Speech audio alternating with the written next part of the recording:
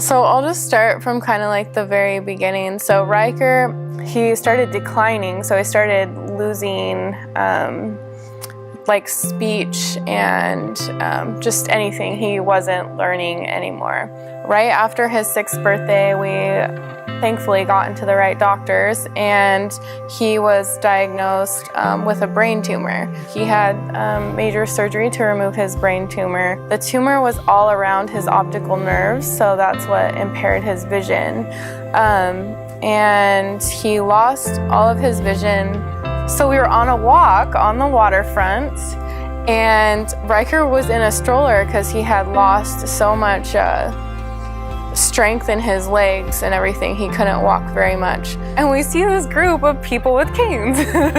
So here I am, just so open, and I'm like, Ryker, so you're gonna, you'll have a cane, and these people have canes. Let's just go ask them if you can touch it so you know what it is. And so we shared with them that, here, my son, he just went blind. He's 6 years old. Can he feel your cane? And they were so friendly and so warm, such a warm welcome. And of course, and they just showed him the cane, and Ryker was really interested. It was a great experience. And one of the women there, we went to their house, and she ended up giving Ryker his first cane and his first mobility lesson. And so that was before we were enrolled in school or had services or anything. So it was really incredible because we had no idea what we were doing.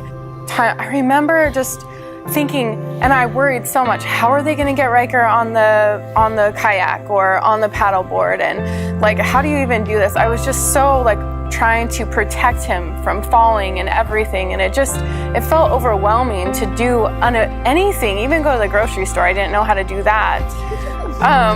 It sounds funny, but it's really not at all. It was so stressful. Yeah. But I remember going to that event. Northwest Association for Blind Athletes would just come right up to us and just like, take Ryker. Here you go, come on. So relaxed. And I just remember watching, like, how do they do this? But then I stopped and I just watched Stacy, show Ryker and tap on the paddleboard. This is where this is, and this is where the seat is. And here, take your right foot and step into the boat. And I just remember just feeling like I could breathe, like someone knows how to be with him and he's safe, so I can relax and he can have fun. The Northwest Association for Blind Athletes was the only place that we had this in the beginning, the only place. School was not like that, home was not like that, the community was not like that. This program was the only thing that we had at first. So if I remember when this first all happened, that I was pretty bummed because we are a very active family, and I was pretty bummed about not being able to do a lot of that stuff. But, having Northwest Association for Blind Athletes introduce us to some different ways of doing things has been a huge blessing for us to be able to adapt it into our life. What would it have been like if we didn't get involved with the Northwest Association for Blind Athletes? What would it have been like? And I don't think there's any program or any in the school, anything that has taught us how to live in our everyday life with a visually impaired child.